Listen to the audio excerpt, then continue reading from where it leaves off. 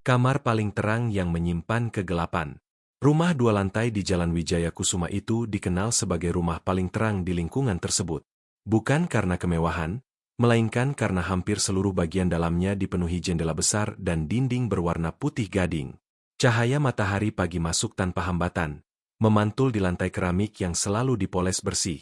Terutama satu ruangan di lantai atas, kamar kerja milik Arman Pradipta, seorang konsultan properti ternama, yang sejak pagi hingga sore tak pernah kekurangan cahaya. Di kamar itulah Arman ditemukan tewas. Tubuhnya terbaring di tengah ruangan, tepat di bawah lampu gantung kaca yang bahkan masih menyala saat polisi pertama kali datang. Tidak ada tanda perlawanan mencolok. Tidak ada jendela pecah.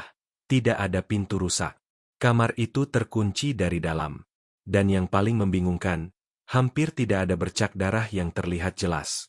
Semuanya tampak terlalu bersih untuk sebuah tempat kejadian pembunuhan. Kasus ini kemudian ditangani oleh Raka Wirawan, seorang detektif kepolisian yang dikenal lebih mengandalkan detail kecil dibanding pengakuan saksi. Baginya, tempat paling terang seringkali menjadi lokasi terbaik untuk menyembunyikan sesuatu, karena orang jarang mencurigai apa yang terlihat jelas. Raka berdiri cukup lama di ambang pintu kamar. Ia tidak langsung mendekat ke jasad. Matanya menyapu ruangan perlahan, mencatat setiap sudut, meja kerja rapi dengan laptop tertutup, rak buku yang tersusun berdasarkan ukuran, tirai putih yang dibuka penuh, dan satu kursi kayu di sudut dekat lemari arsip, kursi yang tampak jarang digunakan, sedikit berdebu, dan hampir luput dari perhatian. Ia memperhatikan posisi tubuh Arman. Tidak ada luka tembak. Tidak ada bekas tusukan yang jelas. Namun dari laporan awal forensik, penyebab kematian adalah trauma tumpul di bagian belakang kepala, cukup keras untuk mematikan dalam hitungan menit. Anehnya, tidak ada benda berat di sekitar tubuh korban. Penyelidikan awal mengarah pada orang-orang terdekat Arman. Istrinya, Maya Pradipta, yang malam itu mengaku tidur di kamar bawah karena sakit kepala.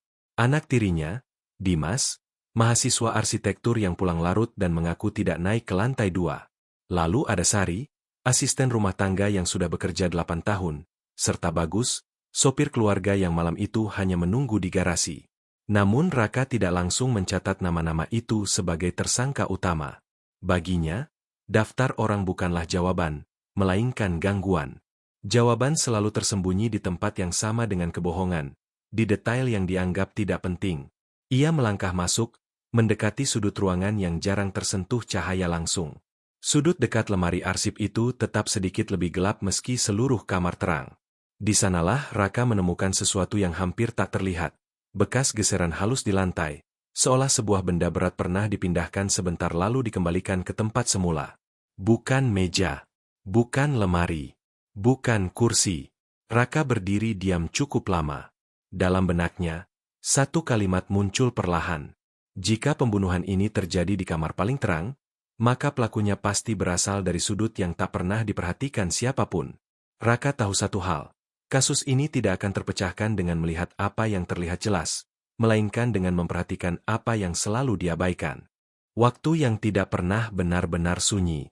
Pukul kematian Arman Pradipta diperkirakan antara pukul 22.30 hingga pukul 23.15 malam. Waktu yang oleh sebagian besar penghuni rumah dianggap sebagai jam paling tenang. Namun bagi Raka Wirawan, justru di rentang waktu itulah kebohongan paling sering terjadi. Saat orang merasa tidak perlu terlalu berhati-hati karena mengira tidak ada yang memperhatikan. Ia memulai penyelidikan dengan memeriksa ulang rutinitas rumah itu pada malam kejadian. Rumah di Jalan Wijaya Kusuma bukan rumah yang ramai. Setelah makan malam, aktivitas biasanya mereda. Lampu-lampu memang tetap menyala, terutama di kamar kerja Arman yang hampir tak pernah gelap, tetapi pergerakan manusia di dalamnya minim. Menurut keterangan awal, Maya Pradipta naik ke kamar sekitar pukul 9 malam. Sakit kepala yang dideritanya bukan hal baru. Ia biasa meminum obat lalu tidur lebih awal. Dimas pulang hampir pukul 11, langsung menuju kamar di lantai bawah. Sari menyelesaikan pekerjaan dapur sebelum 10 dan mengaku sudah berada di kamar kecil belakang rumah. Bagus, sang sopir, berada di garasi hingga tengah malam, memperbaiki lampu mobil. Semua alibi terdengar rapi. Terlalu rapi. Raka tidak tertarik pada kata-kata mengaku atau merasa. Ia lebih tertarik pada apa yang secara fisik mustahil untuk dilewatkan. Ia kembali ke kamar paling terang itu, kali ini dengan membawa catatan forensik sementara. Di meja kerja Armand, tidak ada bekas aktivitas malam itu. Laptop bersih, tanpa sidik jari baru.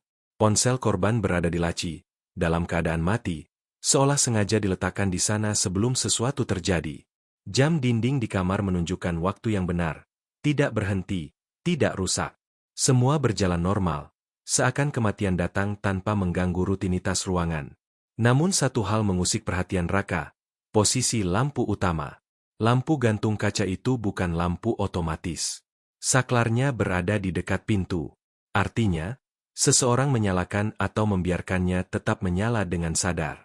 Pembunuh tidak berusaha menciptakan suasana gelap atau tersembunyi. Sebaliknya, ruangan dibiarkan terang sepenuhnya. Raka menuruni tangga menuju lantai bawah, memperhatikan sudut-sudut rumah yang jarang diperhatikan. Di dinding dekat tangga, terdapat figura foto keluarga. Salah satunya sedikit miring, nyaris tak terlihat. Bukan jatuh, bukan rusak, hanya bergeser beberapa milimeter. Bagi kebanyakan orang, itu tidak berarti apa-apa. Namun bagi Raka, itu adalah tanda adanya pergerakan yang tidak biasa di malam yang seharusnya sunyi. Ia mencatat posisi figura itu, lalu berjalan ke dapur. Lantai dapur bersih, terlalu bersih, seolah baru dipel. Tidak ada jejak kaki basah, tidak ada noda. Namun di bawah meja makan, Raka menemukan satu hal yang lebih menarik. Bekas goresan tipis memanjang, seakan ada benda keras yang ditarik perlahan. Benda itu tidak besar, tidak berat sekali, tetapi cukup padat untuk meninggalkan bekas. Semakin banyak detail kecil yang terkumpul, semakin jelas bahwa pembunuhan Armand bukan tindakan spontan. Ini adalah rangkaian pergerakan yang tenang, terkontrol, dan dilakukan oleh seseorang yang sangat mengenal ritme rumah tersebut. Seseorang yang tahu kapan lampu menyala, kapan lantai dibersihkan, kapan suara langkah tidak akan dipertanyakan. Malam itu, menurut pengakuan para penghuni, hampir tidak ada suara mencurigakan. Tidak ada bentakan. Tidak ada benda jatuh. Tidak ada langkah tergesa. Namun justru itulah yang membuat Raka yakin, pembunuhan ini terjadi bukan dengan kekerasan yang kacau, melainkan dengan ketenangan yang berbahaya. Di akhir malam penyelidikan hari kedua, Raka berdiri di dekat tangga, menatap ke arah lantai atas. Kamar paling terang itu tetap terlihat dari bawah. Cahayanya menembus celah pagar tangga. Semua orang di rumah ini merasa aman karena terang. Padahal, menurut Raka, terang seringkali hanya membuat orang lupa memperhatikan sudut-sudut kecil yang gelap, tempat di mana kebenaran bersembunyi tanpa pernah dicurigai. Benda yang selalu ada, namun tak pernah dilihat. Hari ketiga penyelidikan membawa Raka Wirawan kembali ke rumah di Jalan Wijaya Kusuma, bukan sebagai penyidik yang mencari bukti baru, melainkan sebagai pengamat yang ingin memahami kebiasaan. Baginya, rumah bukan sekadar bangunan, melainkan pola hidup yang berulang setiap hari. Dan pola yang berulang selalu meninggalkan celah. Ia meminta izin untuk berada di rumah itu sejak pagi hingga menjelang malam. Bukan untuk menginterogasi, melainkan untuk melihat bagaimana setiap sudut digunakan. Di pagi hari, cahaya kembali membanjiri kamar kerja Armand, memantul keras hingga hampir menyilaukan. Tak ada yang berubah sejak malam kematian, kecuali satu hal. Semua orang kini lebih berhati-hati, seolah takut meninggalkan jejak. Raka memperhatikan Sari membersihkan rumah. Gerakannya terlatih, efisien, dan hampir tanpa suara. Ia tahu bagian mana yang harus dipel, bagian mana yang cukup disapu. Namun ada satu area yang selalu dilewati tanpa disentuh. Sudut dekat lemari arsip di kamar kerja. Bukan karena dilarang, melainkan karena tak pernah dianggap kotor. Di sudut itulah kursi kayu berada. Kursi tua tanpa sandaran empuk, warnanya kusam, dan posisinya selalu sama sejak hari pertama Raka datang. Tidak ada yang duduk di sana. Tidak ada yang memindahkannya. Bahkan Armand sendiri jarang terlihat menggunakannya. Kursi itu seperti bagian dari latar, bukan perabot yang hidup. Raka berjongkok di dekat kursi itu. Ia tidak menyentuhnya langsung. Ia memperhatikan kaki-kakinya. Dua kaki depan memiliki bekas aus yang lebih jelas dibanding kaki belakang. Bekas itu bukan karena usia semata, melainkan karena geseran berulang di arah tertentu. Jika kursi itu jarang digunakan, mengapa bekas gesernya begitu konsisten? Ia mencatat temuannya, lalu beralih ke lemari arsip. Lemari itu penuh dokumen properti, rapi, tersusun berdasarkan tahun. Namun di bagian bawah, terdapat satu laci yang lebih berat saat ditarik. Bukan karena isinya, melainkan karena relnya sedikit miring. Seolah lemari itu pernah digeser, lalu dikembalikan dengan tergesa namun hati-hati. Raka mulai menyusun potongan-potongan kecil dalam pikirannya. Bekas geseran di lantai kamar, goresan di dapur, figura miring di tangga. Semua tidak terjadi di titik yang sama, namun membentuk jalur pergerakan. Seseorang bergerak dari lantai bawah ke atas, lalu kembali turun, sambil membawa atau mendorong sesuatu. Sesuatu yang tidak mencolok, selalu ada di rumah itu, dan tidak akan menimbulkan kecurigaan jika berpindah tempat. Raka kemudian memeriksa laporan forensik lanjutan. Luka di belakang kepala Armand bukan luka akibat benda tajam. Bentuknya tumpul, memanjang, dan tidak beraturan. Bukan palu, bukan gagang besi. Lebih mirip sudut benda keras dari kayu atau bahan padat yang dilapisi tipis. Kursi itu kembali muncul di benaknya. Namun Raka tidak terburu-buru menyimpulkan. Dalam kasus seperti ini, kesimpulan cepat adalah musuh terbesar. Ia justru bertanya pada dirinya sendiri, jika kursi itu digunakan, mengapa tidak ada yang menyadarinya? Jawabannya sederhana sekaligus mengerikan, karena kursi itu selalu ada di sana. Tidak pernah hilang, tidak pernah mencolok. Bahkan setelah kejadian, kursi itu tetap berdiri di sudutnya, seolah tidak pernah berperan apapun. Raka berjalan mengelilingi rumah sekali lagi. Ia memperhatikan bagaimana setiap penghuni melewati kursi itu tanpa melirik. Tidak ada rasa curiga. Tidak ada perubahan sikap. Semua orang melihatnya sebagai benda mati yang tidak penting. Di sore hari, cahaya matahari mulai condong, menciptakan bayangan panjang di kamar kerja. Untuk pertama kalinya, sudut dekat lemari arsip benar-benar terlihat gelap. Raka berdiri di sana, merasakan bagaimana sudut itu luput dari sorotan meski berada di ruangan paling terang. Di tempat itulah, menurut perhitungannya, seseorang bisa berdiri cukup lama tanpa menarik perhatian. Cukup dekat dengan korban. Cukup tersembunyi. Dan cukup aman untuk bertindak tanpa tergesa. Satu hal menjadi semakin jelas bagi Raka, pembunuhan ini bukan dilakukan oleh orang yang mencurigakan, melainkan oleh sesuatu dan seseorang yang sejak awal dianggap tidak penting. Dan seringkali, itulah cara paling sempurna untuk menghilang di hadapan semua orang. Asumsi yang terlalu nyaman. Pada hari keempat, penyelidikan resmi sebenarnya sudah melambat.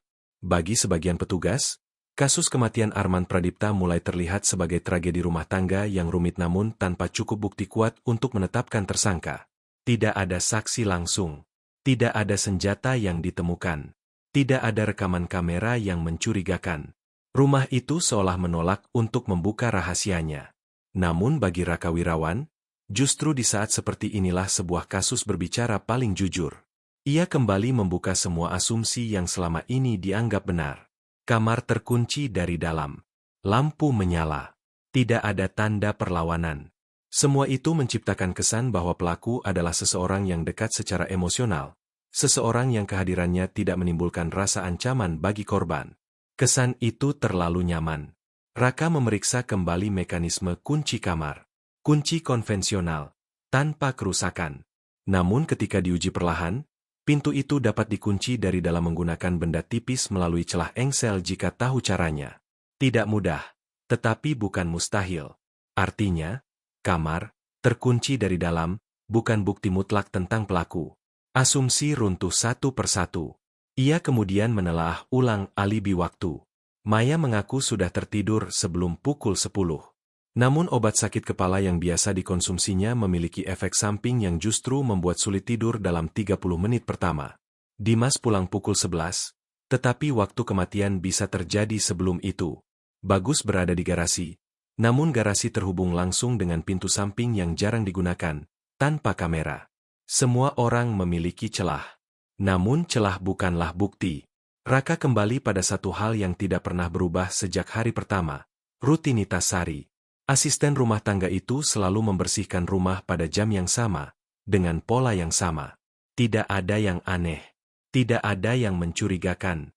Justru karena itu, keberadaannya nyaris tidak diperhitungkan dalam penyelidikan awal. Namun ketika Raka memeriksa jadwal kebersihan, ia menemukan detail kecil yang luput. Sari selalu membersihkan kamar kerja Armand 2 kali sehari, pagi dan malam. Alasannya sederhana, Armand tidak suka debu. Tidak ada yang aneh tentang itu. Kecuali satu hal. Pada malam kejadian, menurut pengakuannya, Sari tidak naik ke lantai 2 setelah pukul 10. Namun lantai kamar kerja terlihat dipoles dengan sangat rapi. Jauh lebih rapi dibanding ruangan lain. Bahkan terlalu rapi untuk ruangan yang seharusnya tidak disentuh setelah malam. Raka membandingkan foto TKP hari pertama dengan kondisi saat ini. Pola kilap lantai menunjukkan arah pel yang konsisten dari sudut lemari arsip menuju pintu. Pola itu bukan pola pembersihan acak, melainkan pembersihan untuk menghapus sesuatu di jalur tertentu. Bukan darah, bukan jejak kaki, melainkan bekas geseran benda. Semua kembali pada kursi kayu di sudut ruangan. Raka akhirnya memeriksa kursi itu secara menyeluruh. Di bagian bawah dudukannya, terdapat serpihan kecil yang nyaris tak terlihat, campuran serat kain dan sisa partikel keras. Ketika diuji laboratorium, serpihan itu cocok dengan serat kain pakaian yang dikenakan Armand malam itu. Kursi itu bukan hanya berada di tempat kejadian. Kursi itu bagian dari kejadian. Namun tetap ada satu pertanyaan besar. Mengapa tidak ada yang curiga? Mengapa benda itu tidak dibuang? Mengapa dibiarkan tetap di sudut? Terlihat biasa saja? Jawabannya mulai terasa jelas bagi Raka. Karena siapapun yang menggunakannya tahu satu hal. Tidak ada yang memperhatikan benda yang setiap hari mereka lihat. Sore itu, Raka berdiri di kamar paling terang, menatap kursi kayu yang berdiri diam di sudut. Cahaya matahari menyinari hampir seluruh ruangan, kecuali sudut itu. Bayangannya jatuh tepat di tempat yang sama sejak hari pertama. Semua petunjuk ini mengarah ke satu kesimpulan. Pelaku bukanlah orang yang bertindak tergesa, bukan pula orang yang panik. Pelaku adalah seseorang yang sangat tenang, memahami rumah itu luar dan dalam, serta tahu bahwa asumsi paling berbahaya adalah menganggap sesuatu tidak penting. Dan di balik asumsi itulah, pembunuhan ini bersembunyi selama ini, menunggu saat yang tepat untuk terlihat. Sudut yang akhirnya bicara. Pengungkapan kasus pembunuhan Armand Pradipta tidak terjadi dalam bentuk penangkapan dramatis atau pengakuan emosional. Tidak ada teriakan. Tidak ada perlawanan. Hanya rangkaian fakta yang akhirnya disusun dalam urutan yang tidak bisa dibantah. Raka Wirawan meminta seluruh penghuni rumah berkumpul di ruang tamu pada sore hari. Cahaya matahari masuk dari jendela besar, sama terangnya dengan kamar tempat Armand ditemukan tewas. Ia tidak langsung menunjuk siapapun. Ia memulai dengan menjelaskan satu hal sederhana. Pembunuhan ini terjadi tanpa kepanikan, tanpa suara keras, dan tanpa upaya pelarian yang mencurigakan. Artinya, pelaku tidak pernah merasa dirinya akan dicurigai. Raka menjelaskan bagaimana kamar yang terkunci dari dalam bukanlah bukti kuat, bagaimana lampu yang tetap menyala justru menjadi bagian dari penyamaran, dan bagaimana tidak adanya senjata di sekitar tubuh korban bukan berarti senjata itu tidak pernah ada. Semua itu hanyalah lapisan-lapisan yang sengaja dibiarkan agar kasus terlihat rumit, padahal sebenarnya sangat dekat. Ia kemudian mengarahkan perhatian pada kursi kayu di sudut kamar kerja.